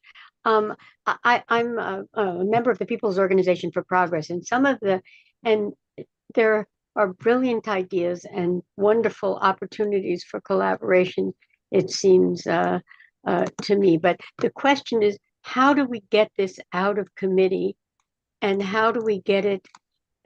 I think it probably does mean real building of coalitions with social justice and environmental groups, certainly, and of course even anti-war groups. I mean, because these are all interconnected. But how do we get the reparations task force in the state, for example, into out of committee and for a positive vote? Ideas about that. Thanks, Lula. We will respond to your comments after we get all the folks providing public comments. So we'll move on to Eileen. But thank you so much for your insight, Lula. Appreciate it. Hi, my name is Eileen Khan. I might be partial answer to the previous person's question in that I represent the League of Women Voters Social Justice Committee, who is in coalition partner with the New Jersey Institute for Social Justice, and whose executive director is on the council. So we are aligned extremely closely with you to the extent where we are developing a study to help League members get behind this legislation so that we have the ability to promote this in all our towns and communities, that we have representation as a League. That said, I just want to add that this was extremely, it's one of the best presentations you've done. It's so concrete, it's on the ground, it's in your face. There's no denying it. It's a slam dunk, okay? I just think that I want to figure out how. My question is to not just do coalition work, but to get this to the people. I personally have spoken to the District 38 Assemblywoman who was in charge of appropriations and was telling me about this bill sitting there, being reviewed and being stuck in committee. So my question is what's the next step if we are reaching people who are the deciders and they're not moving ahead? Is it because we're in sort of a election limbo, or is it that we need to bring this to individuals face to face instead of a Zoom group like this where now we have 22 people? We're not reaching a lot of people. That's my question. Thank you very much. Thanks, Eileen. And I want to pass it over to Jewel.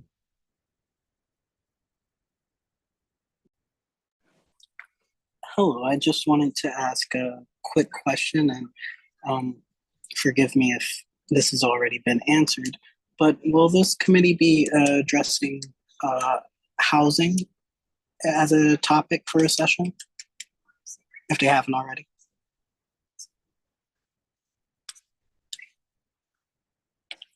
Thank you. Okay, thanks, Jewel. And I think that's all the hands we have raised. So I do want to give the folks and pass it over back to Melissa and her fellow committee members to address the comments and as they see fit. And thank you so much to all of you who provided public comment. And if there are others additionally who would like to provide public comment, please use the raise your hand function. So please, Melissa.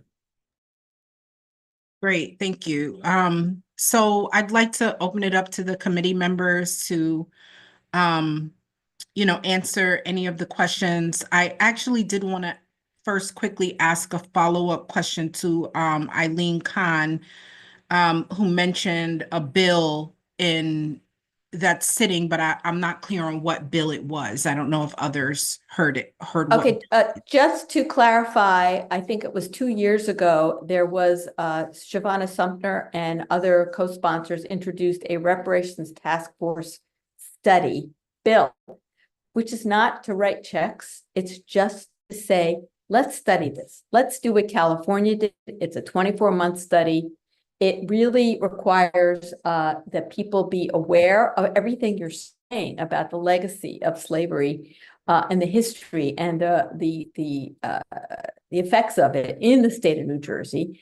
And the League is doing their part to hopefully educate 800 members next winter when our study is ready to go out, so that we can start to spread the word, and through the League as a coalition partner, that'll be something we can do. But how do we move this bill is really the question. Thank you for that clarification, Eileen. And that's a very, very good question. I can open it up to committee members, but also, I want to open it up to the Institute staff that are on the call who would, have more background and probably, be able to answer that question as well.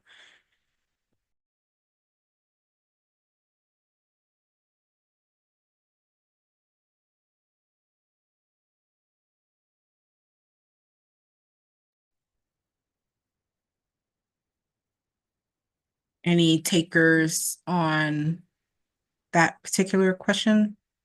See. So sure, I'll talk a little bit to Eileen's question, but I do want to give the folks in the committee an opportunity to talk to Jules' question about whether your committee is going to address housing. But yes, to Eileen's question and also Leah's question, it's a question. There's also like a strategy and tactics question about how to take all this learning and information and research and then turn it into activism and advocacy and putting pressure on elected officials to essentially do the right thing. And to Eileen's point, yes, you've given us a kind of brief history of the bill and the reason why we have a task force, right? Because of the kind of intransigence on the part of the New Jersey legislature, its failure to move this bill or even have a hearing, right, is the cause of the reason why we actually have the New Jersey Representations Council.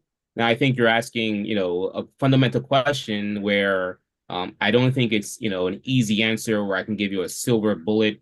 And because if we did have that answer, we would have done it already, right? But what I can tell you is that with more advocacy, more public education, more mobilization, more organizing, reaching a broader folks, like this is just one element of a broader plan to put pressure on the New Jersey legislature, right? We are in the midst of a new moment for reparations, right? With California, New York, Illinois, but also Detroit, Boston, Kansas City, Atlanta, right? It goes on, right? There is a lot of energy, and it's taking that energy and bringing it into New Jersey. And this council is one aspect of a multi-pronged effort. And so, yes, it might seem like there's been a setback because the New Jersey legislature hasn't moved on this, but we've got to take a longer view and see the kind of mobilization that's been taking place, different elements. And I think, we are in the midst of working on this. This is part of this project. And I think once we have the report released in June 2025, that will also sort of put a lot of energy behind reparations work, right? And then when folks are saying, what kind of reparations are you looking for? People can say, hey, look to the New Jersey Reparations Council that's done this work, that's done the research, right? No longer is it a question about doing the study. Now it's a question of, let's take some of these bills, some of these policy proposals, and let's get to work, right? Take up these, and this is how it can improve the lives of Black people in New Jersey, but then all New Jerseyans as well. So this is just part of the work. It's just one step, but this is a step in, I think, a significant step in the right direction. Can I also just answer a bit for both Leela and Eileen's question about sort of like the next steps? Sadly, we're still trying to fill in people's understanding of how racism and bigoted policies, not just feelings or emotions, are tied to the lived reality of Black people right now across the diaspora here in New Jersey. And so a lot of the work, even of getting people to have a serious conversation about reparations, to use the word reparations, has been some of the foundational work that has been laid by the New Jersey Reparations Council and so many folks working on the various committees. And so bringing that historical narrative so that New Jerseyans, average, everyday New Jerseyans, can see how their towns, their history, the policies that they rely on, the subsidies that they benefit from are rooted in slavery and have racist structures that prop them up. That within itself is a challenge. And so that's so much of the work that we're doing right now is just laying that foundation of basic understanding before we can even get to the place of how can we implement these solutions, those visionary kind of solutions that Vanessa talked about. We really have to get people grounded in the reality of the world in which so many things have been obfuscated from them, but they nonetheless benefit from.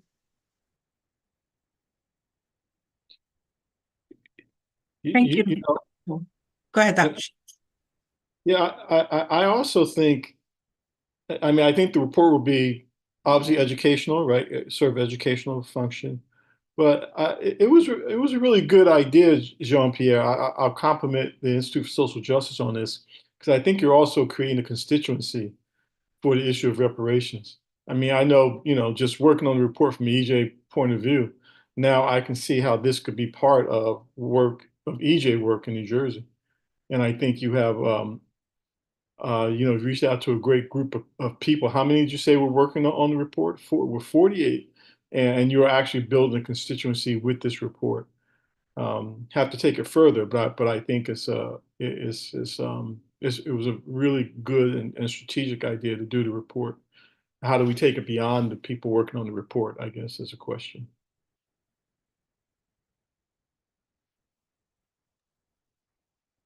Thank you, Dr. Sheets. So I think we can still address the question of housing. So I believe, many of us touched upon housing. There's definitely a strong correlation between environmental justice and housing. It's one of the first questions we asked, most of us asked when we were asked to join the council is, was there a committee that was sort of dedicated exclusively to housing? And there is not, because so many of the committee's work intersects with housing. So while, housing isn't the main focus of our report or our work, it does tie in so many ways, both on the side of like how we come to this position of, environmental justice communities has a lot to do with where Black folks can live and what kinds of conditions they live in throughout the state, which is definitely a housing issue. It also touches upon, an issue that is called green gentrification, which is basically when, folks agitate and organize and they're able to see change in their communities, whether it be, facilities closing or access to green space or access to waterfronts. And then the developers start to move in and, prices go up and folks can no longer afford to live there, that, kind of saw it when it wasn't as great. And then it also, touches, Vanessa talked about some of the solutions that we see for Black folks in the, along the lines of energy, everything from green infrastructure, all of that has to do with home and community. So, there really isn't any talking about EJ and climate justice without talking about the where and the how folks, are living, like where they living, what kind of conditions they're living in, what is their housing stock, it's all very interrelated, but it's not, let's say, the main focus of our work, like, housing advocates, would be here sort of talking about fair housing and fair lending. And, we're not going that deep into it. We're talking about it more from an environmental and climate perspective. And I open it also for other committee members to, add on there. I'll just add quickly that one of the things that we're talking about in the context of cooperative and community-owned approaches that we are visioning toward the future, right, is the use of community land trust model for perpetually affordable housing. And again, this is not something that, is widely understood in the United States, but there's a subset of us that feel so strongly about this part of Black history. The very first community land trust in the United States was a Black community land trust. It was started by Martin Luther King's cousin, Slater King, in Albany, Georgia, as a function of the civil rights movement. And so there are several hundred community land trusts around the United States. Many of them are Black and brown focused, where we see stability and we see the prevention of the whitewashing, gentrification of communities that would normally create this displacement of Black and brown people from subprime, foreclosure issues to green gentrification. So there is some research there, but yeah, so we are building that in. The community land trust is one of the options, including community energy, et cetera and so forth, but it's an emergent conversation. So I think that what's wonderful about our conversation is that this is an emergent conversation where we are building a constituency and we are engaging in public education so that people learn about, what is the hidden Black history of community land trust housing? Like, why were Black Southern people creating these, this type of model in the Deep South? What was it about and how did it benefit them? And why are there so many in the United States but people don't know about them? So it is something that we are working toward. And I would just also add to that just the sort of very basic context of housing. The literal housing of people is at the core of so many environmental justice issues, as was laid out from the very beginning, where people are placed or trapped or ghettoized, and then what's allowed to happen in that area is the springboard for everything else. So if people feel free to up and leave, they're not going to stay if they have the opportunity and the means in an area that is dangerous to themselves and the health of their children and other people who depend on them. And so housing, when we talk about affordability, as Melissa mentioned, if you talk about the potential solutions, as Dr. White mentioned, these are interventions that are necessary because of the reality of the housing situation where people find themselves in. And so affordability, toxicity, mobility opportunities, all of which are integral to the work, to the conversation of environmental justice. So to simply put, yes, we're absolutely discussing housing in every aspect because it's unable to be divorced from the conversation.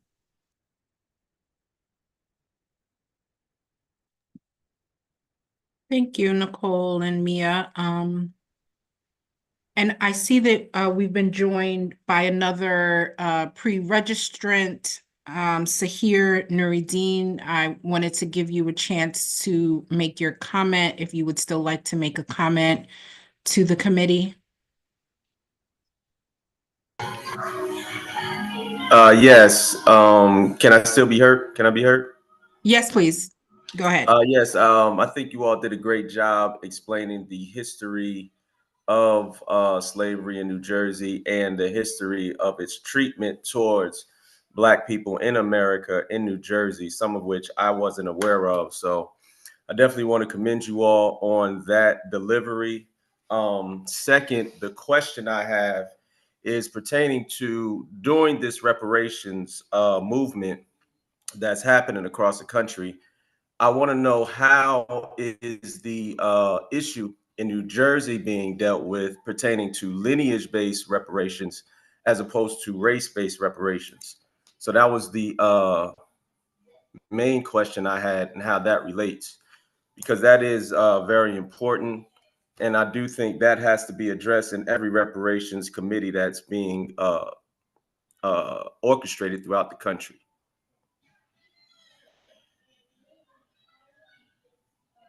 Thank you so much for your comments and your questions here. And I'd like to open the floor for answers or thoughts.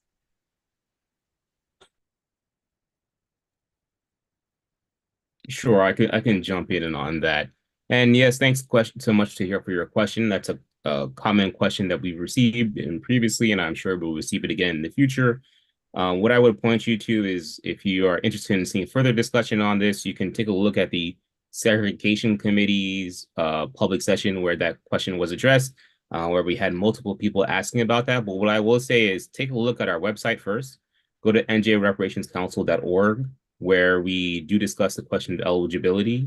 And then also, we will go into a further, more nuanced and discussion on this issue in the report. But what I will say is, as part of the work of New Jersey Reparations Council, we think that all Black people in New Jersey are eligible for reparations, and particularly because we are not just looking at slavery in New Jersey, we're also looking at what folks will call the afterlives of slavery, or the badges and incidents of slavery, which includes segregation and ongoing institutional racism. And regardless of where you're as a Black person you are descended from, if you live in New Jersey currently, you are facing racism, right? Both from the generations of racism from slavery in New Jersey, as well as ongoing institutional racism. And so, we also think about reparations broadly and comprehensively.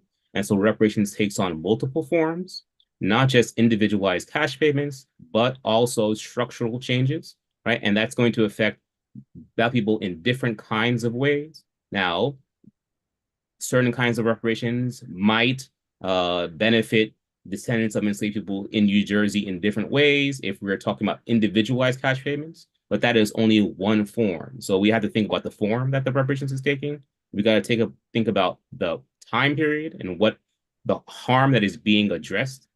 And so there are multiple elements. We will address these in our report, but if you would like to look further, you can look at our website for now. But to answer your question, that is how we are thinking about question availability, which I think some people, that is at the top of their mind. But what I will say is this for the other folks listening and for those who will watch this recording, when thinking about the question of reparations, what should be top of mind is not the question of eligibility, but the question of, is the repair that is being offered commensurate with the harms, right? And all too often, people's imaginations about what the repair is too small and too limited. And they come up with policy solutions that do not meet and are not commensurate with the harms. And so always when you should be thinking about evaluating a reparations task force or a program, the question should really be, is what is being proposed commensurate and proportional to the harms? The harms are vast, and so the repair should be vast. Actually, the repair should be even bigger than the harms, right?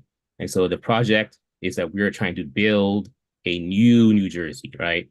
One in which Black people can live in a racially just society, and one where they can be free, where they can thrive, and where they can be whole. That is the project, right? So I just want to leave that there. I want to thank all of you tonight who came to listen. We're part of this. I really appreciate our committee members for giving such a wonderful, incisive presentation. I want to give a lot of credit to Professor Tajani Henderson for her masterful job of moderating. Please join us at our next public session, which will be on November 6th, Wednesday. That will be hosted by our Public Education and Narrative Committee. Right, please sign up for that and let folks know. And our final committee presentation will be in December. That'll be our economic justice. We'll close out with that. And if you'd like to find out more, go to njreparationscouncil.org.